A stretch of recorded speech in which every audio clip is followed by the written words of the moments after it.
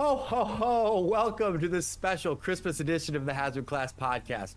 Like always, this is the place where I get to ask my stupid questions to some of the smartest people in and around the world of emergency response. My guest this week is an American politician. He's a monk and a child welfare advocate who's received the International Peace Prize presented by the Santa Claus Peace Council for his work in child welfare advocacy. He has served as the special assistant to the Deputy Police Commissioner of New York City.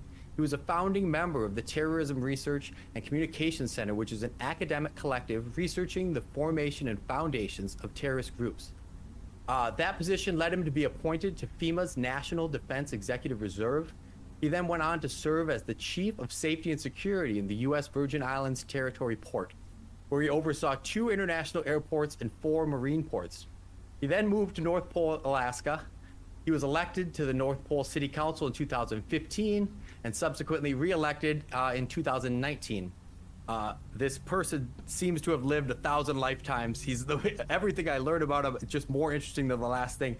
And we haven't even covered the most interesting thing yet. My guest this week, Santa Claus.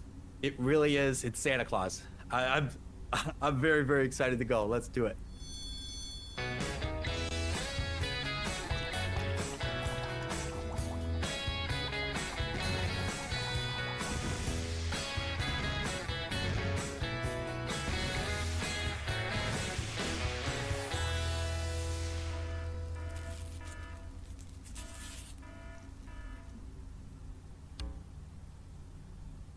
Welcome to the podcast, Santa. This is amazing.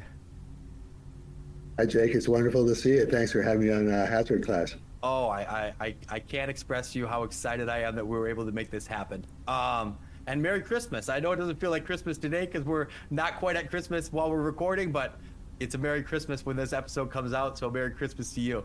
And so the way that this show usually kicks off is that we spin our wheel of stupid questions. We start the show off with the idea that asking questions is good, and if you point them at the right people, you can have some really good results. So we're going to start off with that. How's that sound? Sounds great. Thanks, Jake. Spin that wheel of stupid questions. All right. So in the Christmas spirit, I've foregone the wheel, and we've went with a Christmas stocking filled with stupid questions. And this is my actual Christmas stocking, Batman, because despite being 32, I'm still a child, and that's okay. All right. Okay, Santa, here's the stupid question. Which type of gift wrapping is best? Is it wrapping paper, gift bags, newspaper, or no wrapping paper at all? It seems to be no wrapping paper is pretty popular with Santa Claus in my house. What's your thought, Santa? I would agree with you. No wrapping required. No wrapping paper. How about this one? I have a secondary one, and this was the one that didn't come up, but are gift cards a suitable Christmas present, or is this the lazy way out? I wouldn't recommend gift cards myself. All right, you heard it from Santa himself. Gift cards are out this holiday season. Let's go gifts from the heart. Should I give you the famous Christmas blessing, which goes right to what your question was? I love it. May you and your listeners and viewers enjoy lifetimes filled with happiness, peace, good health, prosperity, and most of all, love, the greatest gift. I love it. Beautiful. Wow. Straight from Santa, you heard it here. So I really want to get into this story. You seem to have lived 1,000 lifetimes. I don't know how one human being can pack so many experiences in one life. So let's go back all the way to the beginning and tell me this, what's the Santa Claus origin story? Where do we start? How do we get here? Well, my particular origin story started at Lake Tahoe. I had grown out my beard in 2004, and a lot of people said, oh, you ought to do the Santa thing. So I did that winter and volunteered for a lot of nonprofits and the governor. That winter, after I got through with all that, around February time, I was walking to the post office, as monks tend to do. I was praying, what do I do with this gift? How can I use this to help the greatest number of children? So I thought about it. I was praying and cold outside, walking on the snow and ice to the post office. And right after I finished my prayer, sort of white nondescript car came up the road towards me.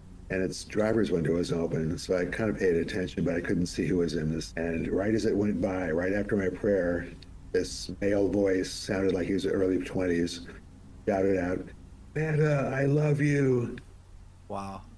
at the end of the prayer. So I took that as a sign, called up the county clerk, about changing my, Wow. that's how that So, happened. But so the real so the origin origin of you changing your name to Santa Claus was a prayer on a sidewalk, a moment where you felt like you that prayer was answered, and a decision that fast.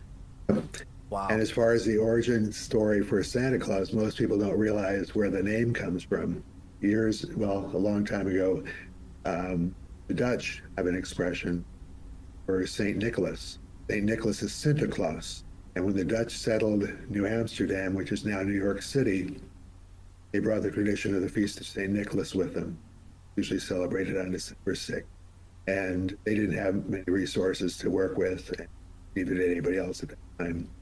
They decided, well, St. Nicholas is a gift giver, children.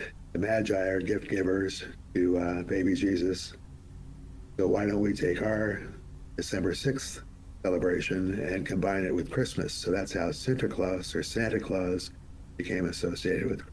And that's different from the other tradition, which is a German tradition, Christkindl, which became Christkringle. Christkindl is Christ child. When people are saying, "Oh, I'm Christkringle," no, they're two entirely different traditions, and people kind of conflate the two. So it's been kind of interesting through the years. I kind of looked into it. So when you called this county clerk to ask about changing your name, was there any like legal pushback or like struggles with them being like, you can't do that, or was it like whatever you read in the paper is your name? How does that work? Well, the county clerk forwarded the paperwork to a judge. That judge happened to have just been appointed by the governor. So he called the governor, excuse me, and the governor said, "Oh yeah, that's the guy that did some volunteer stuff for us. Go ahead and do it." And I had to publish my request for a name change to give people an opportunity to contest it, and nobody contested it. So next call I got, like a month or so later, was from the county clerk saying, "Santa, come down, pick up your paperwork." But the funny part was I was working for FEMA as a disaster general, responding to disasters all over the United States. And so I had my federal ID, my ID, and of course a passport and driver's license, etc. So the first time I had to fly to one of the disasters, going through the Transportation Security Administration, which is pretty close to after the World Trade Center, people were getting screened pretty heavily, PSA. So I got pulled aside for extra screening. And they sort of looked at all my IDs, but they thought it was a trick. So they called the federal security director for that airport, who came down from wherever his office was, looked at my IDs, made a couple of telephone calls, and said, "Well, Santa, you're good to go." And fortunately for me, that person did a system-wide email throughout PSA Santa Claus has the correct ID, just ask him if he presents it. So that was my first big challenge to the name. And once in a while online, if I'm ordering something, for clothing or whatever, people just think it's a joke. They'll say, "Well, what's your real name?" Well, that's it. Well, we'll just put the charge through. If it goes through, you made a sale. If it doesn't, just hang up the phone. Yeah. No problem. My goodness. So has your trouble with the TSA subsided, or is it still It picked up a little bit after 10 years because a lot of people fell off the system. They retired, whatever. Yeah. So now I still have my little passport with me just in case. Oh my goodness, what an interesting thing. And so I want to go back a little bit before. I know you touched on you work with FEMA. So let's go back to like even before Santa Claus was born. You got into working with the NYPD and later into FEMA and things like that. Tell me that kind of story. How we did that. Well, I was an undergraduate student at New York University. It was their first film and television program. Who was the head of me is Marty Scorsese, who you probably heard of. year. So it was a brand new program for them. They didn't have enough courses. So we were allowed to do 1/3 of our entire undergraduate education as independent study. So they had us out with these Sony quarter-pack video recorders, very cumbersome equipment. They had to carry lights, et cetera, with you, and this huge reel-to-reel tape recorder thing. So it was one of my independent study things. I got tagged along with the police department, the emergency services district, which responded to people under subway trains or jumping off a building. They were the ones who responded to this particular video I did as an undergraduate, which is black and white, reel-to-reel video, was shown on PBS through Boston, New York City, and some other places. So City of New York experienced its first job freeze after that. And they said, oh, we still want to start this video unit. We don't have any positions open. So they did a little research and found me.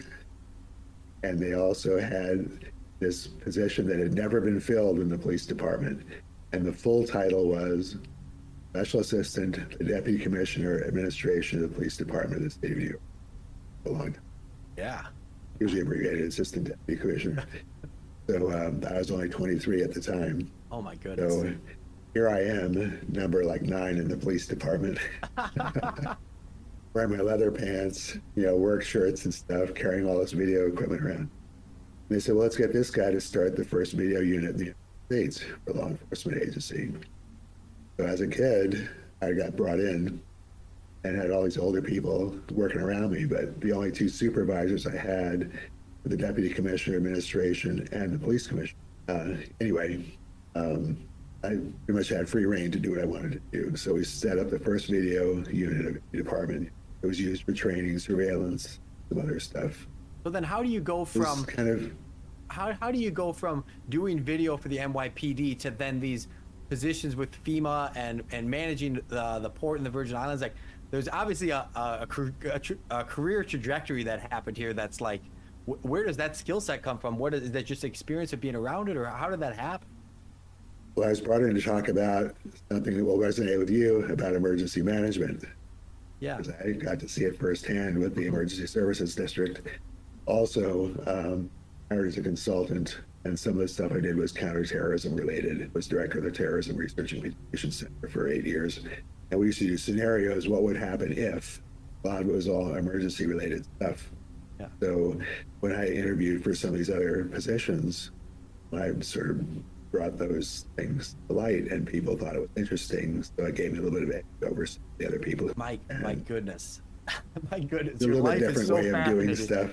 Finished the master's degree, did all the work for a doctorate, accepted dissertation in educational communication and technology. A little different career path that one might expect. And now that I'm 77, I kind of look back on it. When younger people ask me, what should I be doing? I'm not doing this, I'm not doing that. And well, don't worry about it. Just do stuff you're interested in and stuff you love. I mean, we all hear that, but to make a decision to do that, not be afraid of being turned down, fired, or whatever, and just sort of concentrate on stuff that you might have a gift for. In my case, part of that was the clergy stuff. I have a gift for sort of calming things in emergency situations, sort of combined all those. At what point did you become a monk? Like, and what does the process of being a monk even entail? Well, having seen all the stuff in law enforcement, especially at the federal level, I sort of was drawn to alternatives, and alternatives manifested itself for me as clergy. Went to seminary and was an emergency response chaplain for a while. Nationally? So, Nationally, or were you in certain areas? A county, local, and associations, things like that. Okay, yeah. So was interested in this order, the Order of the Anam Cara, and Anam Cara means soul friend in the Irish language. And I looked into it, and I also already been ordained church and went to another church, ordained, et cetera. So there was a little process there, but sort of balanced what I had been doing, safety agencies. It gave me a balance. So when people talk about, ooh, I'm conflicted about what, say, well, just try and achieve once. We can do it. You've done it. You just kind of do it as you kind of go along. So then now, you go through your experiences with the federal government, you become a monk. and then you decide to move to Alaska. So what goes into that decision? Is it like we want to match the name to the town, or what is that? Well, I've been living at Lake Tahoe, which is where I changed my name. Yeah. And I've been doing some child advocacy. I figured, well, do the child advocacy anyway. I figured, well, if I wanted to get legislators' attention, better to do it than as Santa Claus. But hey, this is Santa Claus from Lake Tahoe. Doesn't sound quite as impactful as this is Santa Claus from North Pole, Alaska. Yeah. I do call up federal, state, local legislators country. So I'll call up the legislator who might be stonewalling a conversation with them. And I'm one of the calls they'll take just because it's unusual. They get 30, 40 calls that people have stuff. So the call they remember, as ridiculous as it sounds, is the one from Santa Claus. It doesn't always work, but at least I almost always get through. Yeah. Also went on Santa's Bless the Children tour, every state, talking with legislators. So when you move up to Alaska, I was reading kind of your biography. You were able to help pass something called Aaron's Law. Can you talk to me about Aaron's Law? Breeze Law. There are all this stuff that I have to do. Well, one had to do with dating and defense stuff and legal things that women especially could use to protect themselves. And their legislation just has to do with child health, safety, and welfare, what to do anything from environment to education, Medicare, Medicaid, whatever, just a broad variety of things. Yeah. But So you'll hear names like Aaron's Law or Breeze Law, things like that. There's some more familiar. So when you first ran for city council in North Pole, you won via write-in. Tell me was there an underground movement, or how does that happen? There was an underground movement. I think my name helped, and a lot of people knew me here because I hit the ground running as the senior ranger of the Chino Lake Recreation Area, which is right next to North Pole. And a lot of people got to know me during the summer. They said, "Oh, you had to run for city council." By then, I knew enough people that figured, well, I'll just give it a try. I didn't get that many votes, but it was enough. Yeah. As a write-in. Name's easy to remember for write-in. Yeah, no kidding. How just for sake of reference, how big of a town is North Pole, Alaska? We only had, when I moved here, it was about 2,200. Now it's about 2,700. Okay. It's near some military bases, so there's an influx of military recently. Man, I just have so many questions. I don't know where to start. So now you're working on the city council. At one point, you go to run for federal office, right? With there was a shortened representative term. Is that right? One of the fellows who had been in office for about 40 years, Don Young, your U.S. representative up here. So it was sort of an institution up here. Very nice guy. I met him. We had different political views. We got along just fine. And one of the things we agreed about was marijuana. So he wanted to get something passed. Billy and I met. I agreed to help with it. When he passed away unexpectedly, he had 5 months left on term, and it was a 2-year term. I wasn't spending 2 years in Washington D.C. doing that. So I just wanted to run for the 5-month term, sort of a reset. I figured, well, I'd do the 5 months. And so anyway, I ran. A lot of people on social media started making their own signs and doing all sorts of stuff to support my campaign without me even knowing that they were doing it unless I see it on social media. Here I was running up here and garnered support to come in number 6 out of 48, came in number 6. And then 2 people dropped out because they didn't get enough votes that they wanted, which would have put me on the ballot. Oh. The top 4 get on the ballot. Oh man. I think I probably would have done. Yeah. As it turned out, an indigenous person up here, Mary, ended up winning. So what does Santa do to spend his day? What are you doing up in North Pole, Alaska? Right? You go from the metropolitan and New York to Lake Tahoe. Now you're up in North Pole, Alaska. How do you spend your days? Get up. Everybody else does. Do my normal stuff at home and get on the computer, get on the phone, calling legislators, look at the news, whatever happens, and certain things will get my attention, and that's what I tend to concentrate on. I have a few longtime friends and stay in touch with them. Got family all over the United States. Pretty much keeps me busy with the city council. If I'm mayor pro tem, I find it interesting when someone, really dedicates their life to helping others. And I think that generally these people have a pretty profound why. So that's my question for you, Santa. What's the why? Why dedicate your entire life to helping other people? Good question. When I was a child, I was rotund. I was called Husky back. That was the pleasant name that people used to use. I bullied a lot, and I sort of started to side with people who were having a tough time.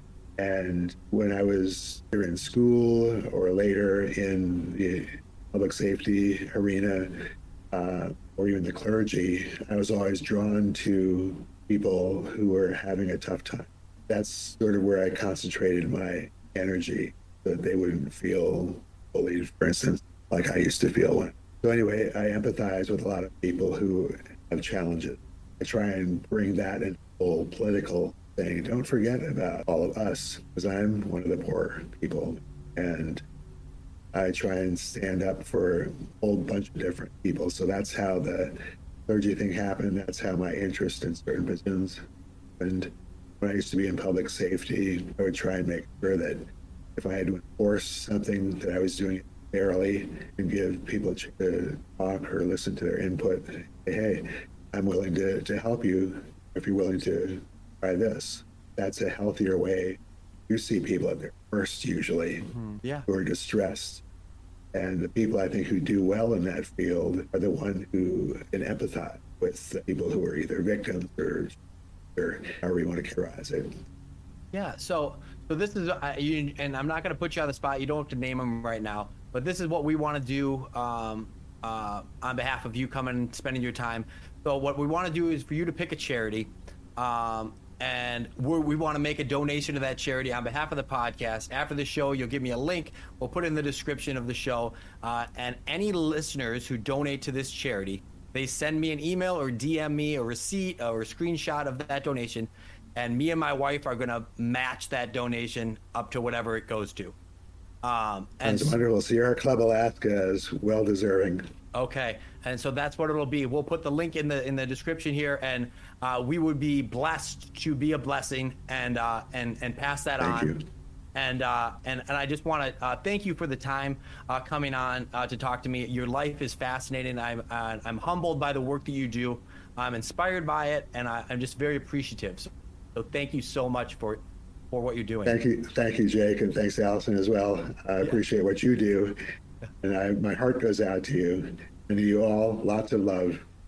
I appreciate it. Thank you very much, and Merry Christmas to everyone listening at home, and to all a good night. There we go.